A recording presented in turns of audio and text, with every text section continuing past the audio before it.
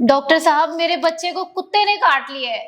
मुझे कोई ऐसी किताब चाहिए जिसमें शौहर को सुधारने के तरीके हों। तुम्हारा साबुन के पैकेट में से इनाम निकल आया, वो भी 6 कमरों का घर। तुम्हारे दिल का ऑपरेशन कामयाब हो गया।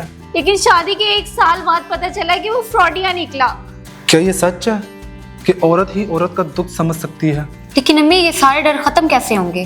काश तुम शादी से इनकार कर देती। आप बताइए डॉक्टर साहिबा, मैं हर किस्म की बुरी खबर सुनने के लिए तैयार हूँ। डॉक्टर साहब, मेरे बच्चे को कुत्ते ने काट लिया है। अरे वाह, तुम तो बहुत खुशकिस्मत हो। तुम्हारा साबुन के पैकेट में से इनाम निकल आया, वो भी 6 कमरों का घर। इसीलिए तो मैं रोज साबुन खरीदती थी। मुझे यकीन था एक ना एक दिन मेरा इनाम जरूर निकलेगा। अच्छा, बाकी के भी 5 कमरे दिखाओ ना। कोई फायदा नहीं। क्यों? उनमें छत तक साबुन भरा हुआ है।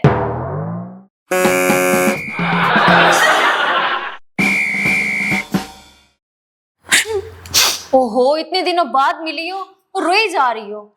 यार क्या बताऊं, अपने घर वालों के कहने पे मैंने शादी कर ली थी, लेकिन शादी के 1 साल बाद पता चला कि वो फ्रॉडिया निकला। अच्छा, क्या फ्रॉड किया उसने? वो पहले से शादीशुदा था और 3 बच्चों का बाप है। हाय, कितना जुल्म है। अच्छा, फिर तुमने क्या किया?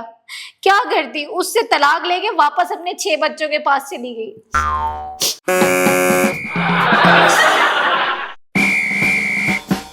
अरे अम्मी, अरे सबर बच्चे, सबर। क्या हुआ है? डॉक्टर साहब, मेरे बच्चे को कुत्ते ने काट लिया है। ओके, मैं इसे कल देखूंगा। क्यों?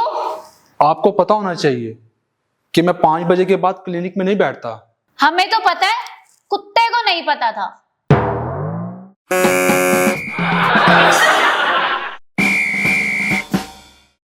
यार, तुम्हारे दादा की डेथ का बड़ा अफसोस हुआ। हाँ यार, अब सब्र ही किया जा सकता है। वैसे हुआ क्या था उन्हें? कोई बीमारी थी? होना क्या था, बुढ़ापा खुद एक बीमारी है। सही कह रही हो। पिछले हफ्ते हमारे मोहल्ले में भी 2 बच्चे इसी बीमारी से फौत हो गए।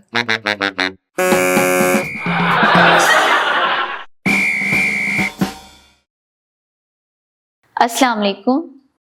वालेकुम सलाम। आप ही लाइब्रेरियन हैं? जी।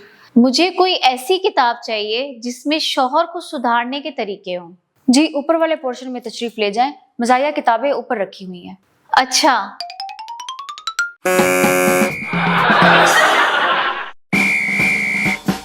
बेगम, क्या ये सच है कि औरत ही औरत का दुख समझ सकती है?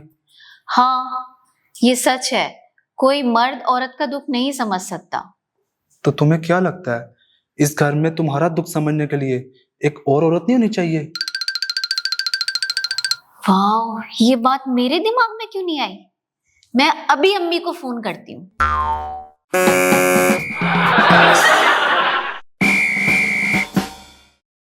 बेटी, तुम्हें पता है, एक औरत को सारी जिंदगी डर डर के गुजारनी पड़ती है। वो कैसे अम्मी? भाई, वीरान जगह पर अकेले होने का डर, भीड़ में हो तो लोगों का डर, कोई मर्द घूर कर देखे उसका डर, बचपन में माँ बाप का डर, जवान होकर भाइयों का डर। लेकिन अम्मी, ये सारे डर खत्म कैसे होंगे? बेटा, ये डर खत्म भी करना है और इनका बदला भी लेना है। वो कैसे अम्मी? शादी कर लो।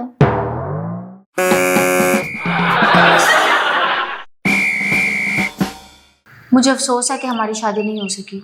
तुम्हें दुख तो बहुत हुआ होगा।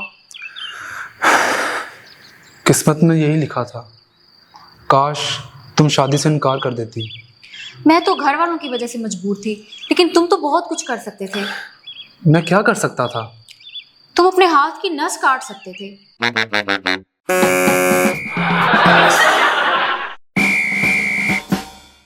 हाँ भाई नौजवान, तुम्हारे दिल का ऑपरेशन कामयाब हो गया है। अब कैसी तबीयत है? डॉक्टर साहब, मेरी तबीयत तो ठीक है, लेकिन ऐसा लगता है जैसे मेरे सीने में 2 दिल धड़क रहे हैं। हाँ, लेकिन सिस्टर, मेरी घड़ी कहाँ है? सर, ऑपरेशन के वक्त तो आपने पहनी हुई थी। और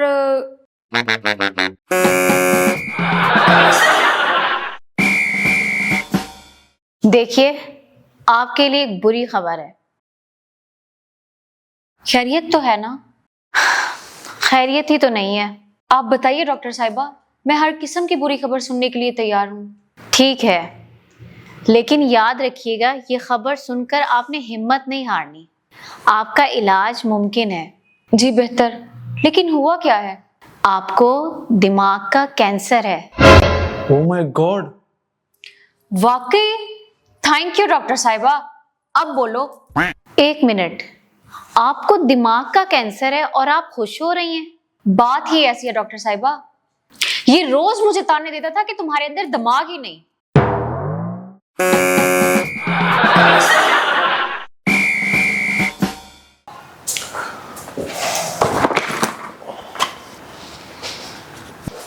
थैंक यू। बेगम, मेरी घड़ी और रौनक किधर है? कहीं तुम होटल के कमरे में तो नहीं भूल आए? ओहो, पहले ही फ्लाइट लेट हो रही है। हेलो, बात सुनो। जी सर।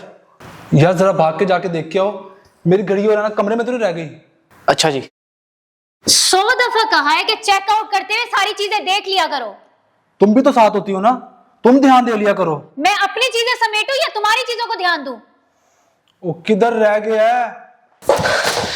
जी सर, आपकी घड़ी और ऐनक कमरे में ही पड़ी है।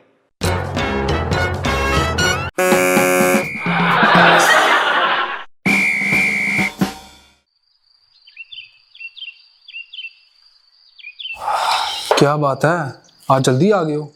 हाँ यार, अम्मी ने मार्केट से कुछ चीजें लेने भेजा था। ये हाथ पे क्या बांधा हुआ है? ये अम्मी ने बांधा है, वो कहती है तुम चीजें लेना भूल जाते हो, इसे याद रहेगा। तो आज सारी चीजें ले ली ना तुमने? नहीं। क्यों? अम्मी सामान की लिस्ट ही देना भूल गई।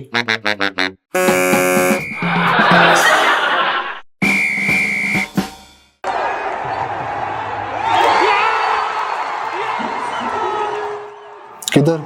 भाई जी इंदर स्टेडियम में मैच देखना। पास दिखाओ। अच्छा जी।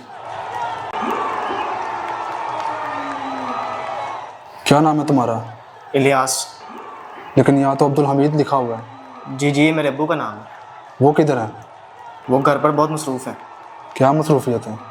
वो अपना पास ढूंढ रहे हैं।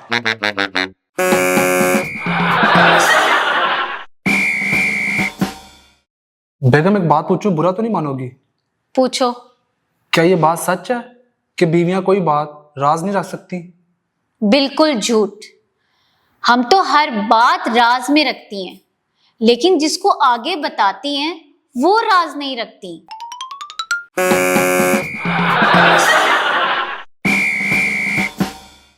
यार मुझे 2-3 बड़ी मछलियां चाहिए।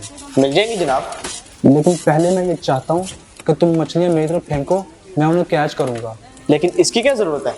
यार मैं घर जाके बीवी के आगे कसम खाना चाहता हूँ कि ये मछलियां मैंने पकड़ी हैं।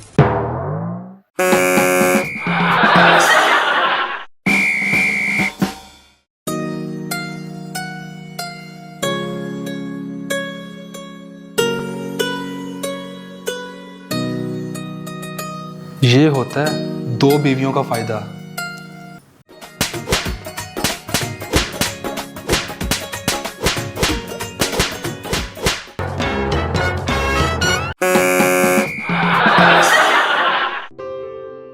Thank you so much for watching. यहाँ एक और वीडियो मौजूद है, इसे भी देखिए और हमारे चैनल को सब्सक्राइब करना बिल्कुल मत भूलिएगा।